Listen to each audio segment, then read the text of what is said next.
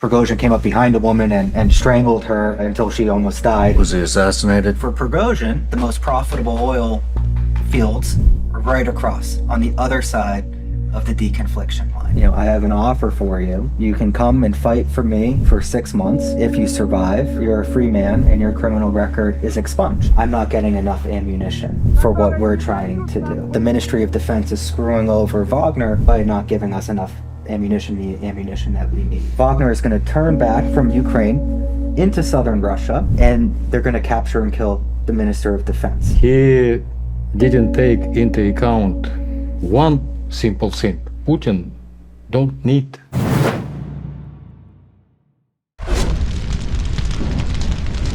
Born in the 60s in the Soviet Union and sort of grew up on the wrong side of the tracks. He was a petty thief and kind of a small-time gangster in his teenage years, and he goes away to prison at the age of 18, if I remember correctly, for assault and robbery. He and his gang were on a street in Leningrad, which became St. Petersburg, and Prigozhin came up behind a woman and strangled her until she almost died, and then they robbed her, and he was caught and sent away for 9 years. And when he gets out, the Soviet Union is collapsing around him, and he returns to his native St. Petersburg, where first he falls in with some gangsters again in the 90s, which Murat had kind of alluded to previously with these various crime bosses and things. And so he falls in with some crime bosses himself, and they set him up as a manager of some grocery store chains.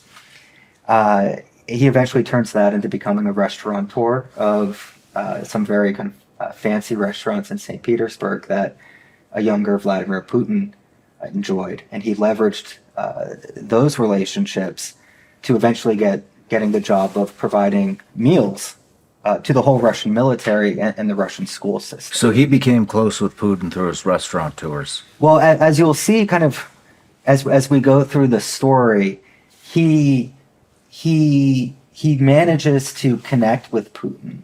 Putin likes him, but he's never able. He would always say that he was about one handshake away from Putin.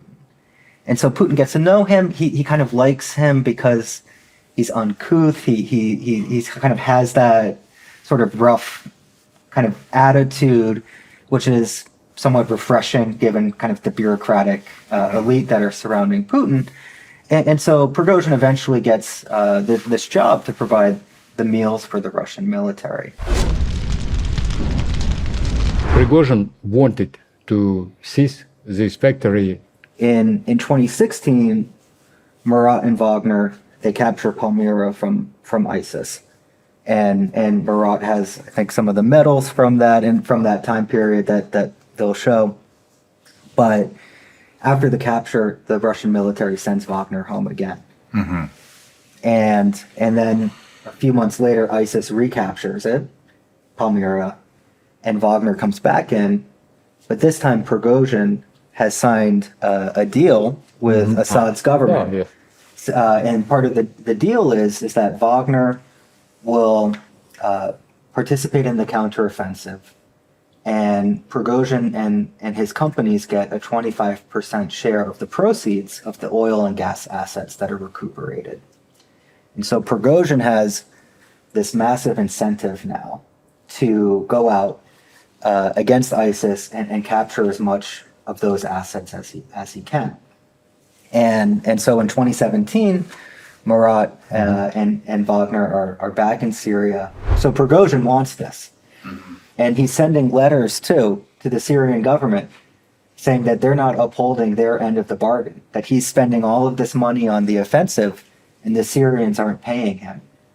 So he sees Conoco as the way to kind of get profitability, get out of the red and into the black. The only issue is that as ISIS is collapsing, everyone is thinking what a post-ISIS world is going to look like.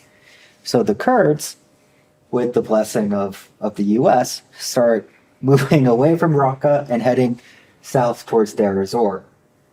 And there's a rush for who's going to get this Conoco plan when ISIS is gone.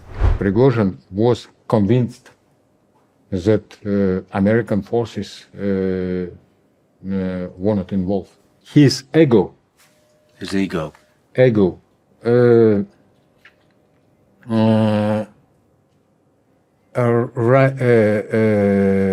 rose above the common sense. For Prigozhin, is that the most profitable oil fields are right across on the other side of the deconfliction line.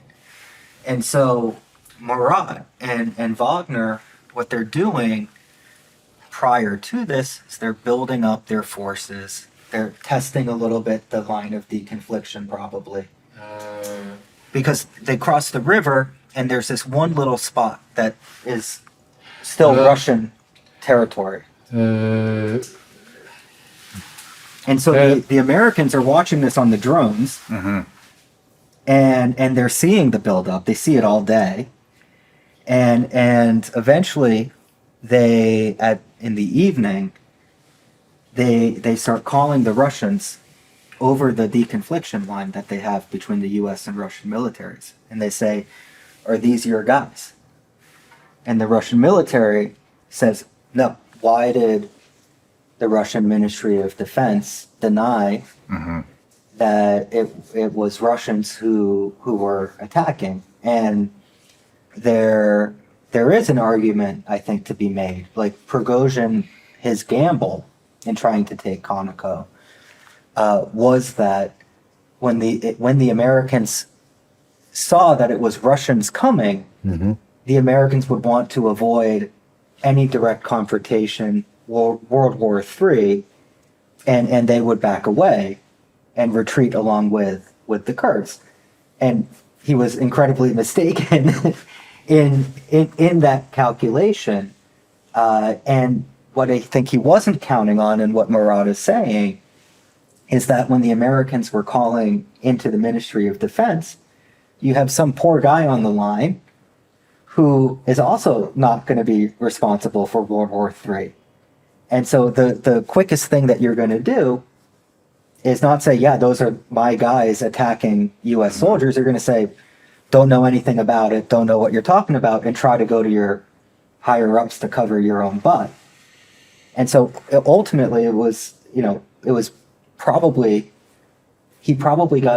Prigozhin probably had kind of a wink and a nod from the Ministry of Defense that he was going to try to do this. And if it worked out, it's a great Russian victory for everybody. Assad, the Russians, Prigozhin. And if it doesn't, in the Ministry of Defense's mind, it's just Wagner guys who are getting killed. When Putin makes a decision to launch the full-scale war in Ukraine in February 2022, he gives the planning of it over to the general staff in the Ministry of Defense, and they want nothing to do with Prigozhin. And so their thinking at the time is that this is going to be a quick, easy victory, and we can do it kind of in their mind by the book without having to use guys like Prigozhin. And so in the initial month or so of the invasion, Wagner is actually left out. And Prigozhin is pissed about it. He's calling up the guys in the GRU, trying to figure out why his guys aren't in it, and then trying to get his guys into it. And meanwhile, the very quick operation to take Kiev does not go as planned, and the Russian military is suffering setbacks. And so Prigozhin now has his opportunity to get his guys into the war. When Wagner comes in with its commanders, they start delivering some quick battlefield victories. And so this puts Prigozhin all of a sudden in this great position. He's able to come out of the shadows, and he becomes a hero of Russia. He declares himself, he denied it always that he was tied to Wagner Group. Now he declares, I was always the founder of Wagner. And he's on state television. And as Murat said, this is a guy who already has a big ego, right? And the way that he always gets around his rivals is by gambling big, like at Khasham. And so he starts also promising things that he's going to do, something that the generals would never do. And ultimately, what he ends up promising is that he's going to, basically, Wagner is going to take Bakhmut, this kind of middle-sized city, from Ukrainian forces. And the way that he's going to do it is he gets exclusive permission for a time to go to all of Russia's prisons and recruit prisoners to the front line. And he comes in his helicopter, and he comes in and he speaks in front of all of the prisoners, and he says, I have an offer for you. You can come and fight for me for 6 months, and if you survive, you're a free man, and your criminal record is expunged. And he tells them that my losses are worse than Stalingrad, which obviously resonates with Russians, and ultimately, about 50,000 guys sign up. We all know who Prigozhin is, right? During the Bakhmut campaign, he becomes like the face of the war itself. CNN is trying to reach him. The New York Times is trying to reach him for an interview. He's huge back home in Russia. He's like finally everything that he, his ego is matched now by, his popularity. Yes, in this term, the Wagner Group completely fulfilled his mission in this war. They achieve their goals that would stand before them.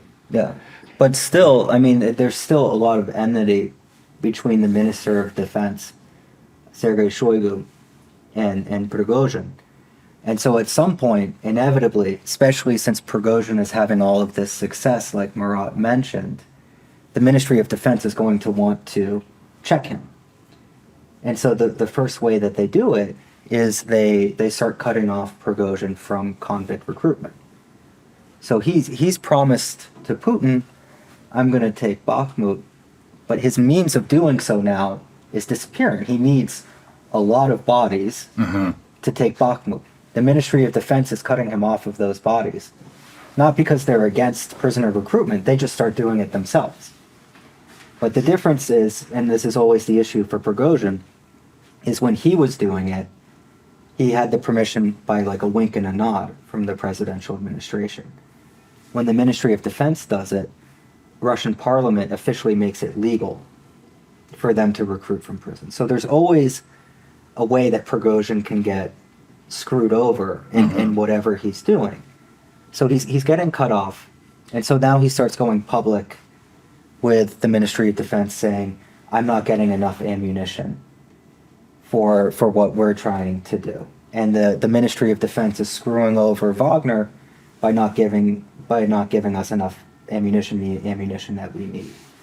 And so now this spat starts going very public over social media. And then ultimately, Shoigu and Prigozhin at this point hate each other's guts. And the Ministry of Defense then, kind of like their final kind of counterattack on Prigozhin, is they get the Kremlin to agree that all soldiers fighting in Ukraine on behalf of Russia have to sign a contract with the Ministry of Defense. Only those who fight on the front line. Those on the front Ukraine. line. Yeah. And so for Prigozhin, you can imagine, he's this big guy now in Russia. He's got thousands and thousands of men ostensibly under his command. And he recognizes that this is making him political, too. And so all of a sudden, the Ministry of Defense is taking those men out from underneath him. And I think for him, what he saw was the writing on the wall, that at the very least, when I no longer have Wagner Group, it means that I'm going to kind of disappear into obscurity, which he wasn't able to do at that point. He couldn't just retire and be quiet. He was incapable of that. But also without those men, he doesn't have political leverage anymore, and it could result in his ultimate demise. And so he has to figure out a way, how do I convince Putin to choose between me and Shoigu? Because Putin is choosing Shoigu right now. And so the decision is made, that Wagner is going to turn back from Ukraine into southern Russia, and they're going to capture and kill the Minister of Defense. And he also thinks too, or is hoping in the back of his mind, that all of that popularity that he had from being on social media and being on Russian TV on the front lines of Bakhmut means that the soldiers and the Russian military itself are on his side too. And so he goes and they've taken the military command and the generals who are there are trying to talk him down, and they're not able to do it. And so Prigozhin announces that they're going to have a march for justice on Moscow. At some point, he's trying to say, I'm not overthrowing the government, but now it's getting close to looking like he might overthrow the government if he gets into Moscow. And behind the scenes, the president of Belarus, Alexander Lukashenko, is negotiating between Putin's side and Prigozhin. And eventually he gets Prigozhin to agree to halt the march. And I think for Prigozhin himself, he was a little bit relieved because he was realizing that events were going out of his control they were hardly in his control beforehand, but they were, as the closer he was getting to Moscow and they got within 150 miles, things were really starting to get out of control, and he backs down. I think Prigozhin eventually realized that he didn't take into account one simple thing. Putin don't need the Ministry of Defense. Was he assassinated? Yes. And Do you think the государство убил Пригожина, да? no, I don't know who exactly кстати, was как исполнитель. Who was the actual person who did it? He doesn't know. Who is actual person who did it? Prigozhin had many enemies. And so when Prigozhin is gone, the Ministry of Defense has to figure out, how do we take over all of these things? Because Prigozhin wasn't just involved with mercenaries like Murat. He had troll farms, he had like chocolate museums in St. Petersburg, he had mining companies. The main body of this project was not Wagner Group. Yeah. Wagner Group only part of this project. Wagner Group, the military group that was used for the creation of the favorable environment to promote a business project Of Prigozhin. So like Wagner, Wagner Group is a part of the project. Wagner was a way for Prigozhin to overcome his status as, an ex-con and try to show his worth to eventually join Putin's inner circle. And he was never really able to do it. But so when he died, it was relatively easy for the Ministry of Defense in places like Syria or Libya just to have guys sign new contracts and to take over. But where they were acting independently in like the Central African Republic, Central Defense. the guys special showed up. status. Yeah, the Industrial. guys showed up and they were like, they couldn't understand it. There's breweries, there's all sorts of things going on, and so the decision is made: if it's not broke, let's not fix it. Let them just kind of keep doing their thing. The industrial project in Central African Republic. This is a resource for the benefit of the president of Russia and his inner circle. Yeah. So I think some account numbers got changed in terms of the transfers. Okay. But- It's a little bit difficult to take over. Yeah, because they don't understand it fully. Only the guys who work there know how it works. Wagner Group is over. It's over. No matter where you're watching Shawn Ryan Show from, if you get anything out of this, please like, comment, subscribe, and most importantly, Share this everywhere you possibly can. And if you're feeling extra generous, please leave us a review on Apple and Spotify podcasts.